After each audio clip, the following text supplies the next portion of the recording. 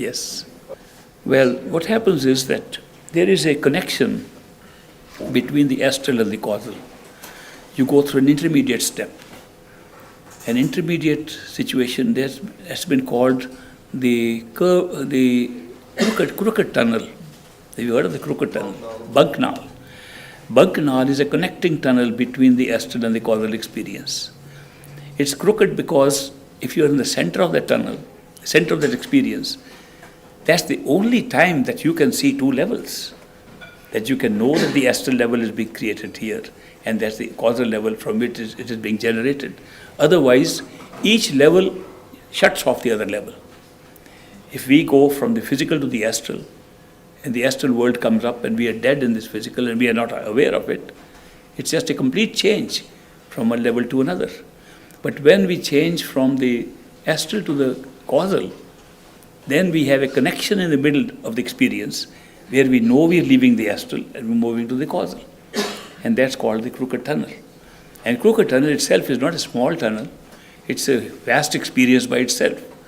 So a lot of souls who are on the ascendance to higher consciousness, they are trapped in the crooked tunnel itself.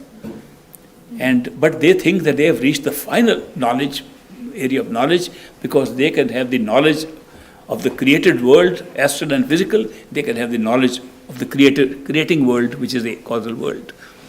The truth is that's only a trap. It's only a trap because it is only giving you visions of both sides, but it does not really take you into the causal experience. Once you transcend that experience, which is common to both, then you go to the causal experience, which is an experience in which the sensory perceptions have been left behind. Because like this physical body is left behind, and the physical matter does not count anymore in the astral self, from astral to causal, the sensory perceptions are no longer needed. The power of perception is grasped by your mind itself. The mind grasps in one go all that today we think has to be touched and smelt and seen and so on. So the grasp of the mind in the causal plane is instant and immediate. It does not require that you spell it out through different senses. And yet, all the experience of the different senses which we have here can be picked up by the mind by its direct grasp of an experience. That's one big difference. Very difficult to explain that because we never have it here. But some notion of it you can get, that the mind is capable of a grasp of something. It is like reading a page of a book line by line, or seeing the whole page together. So you see the whole scene together. That's one big difference. The second is that concepts which we have created, which are the generating instruments for ideas, and ideas being the instruments for physical things and beings, those concepts are living things there. That means we don't have bodies here. You could be a concept. You can be born, incarnated as a concept, and move around there. You could be moving around as an abstract shape or something. So those are conceptual things, and they are living entities, and souls can occupy them and make them alive, like we make these bodies alive here. Thought forms, yes. Thought forms, all thought forms can be used as actual forms of life there. That's one thing. Secondly, the speed at which you can move through the area, which is very slow here and becomes very fast, faster than the velocity of light in the astral plane, becomes still faster at the velocity of thought. That you can think of any place, anywhere, and you are there. So that's another difference there.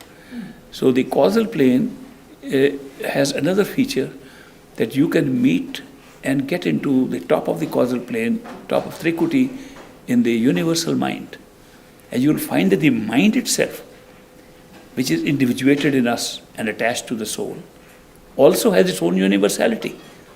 Like the soul has a totality of consciousness higher up, the mind itself has a totality of its own, that all minds are one, in fact, and they are split for experience sake and attached to the souls, at that level in the second plane, causal plane. That's another great experience. There are many other experiences which are difficult to describe, and anything above is totally difficult, but we do try to say something as an incentive to go higher. Swami Ji of Agra, who founded the Radha Swami faith, he used to describe in his discourses what happens in Par Brahm and Sachkhand. He used to say there are tall trees, several miles tall, and on them are hanging not fruits, but diamonds, rubies, jewelry. I must tell you, most of his disciples were women. And he was asked, really, are there trees there? He says, how can there be trees when there is no space and no time? But I have to give some description to make it attractive enough for you to meditate.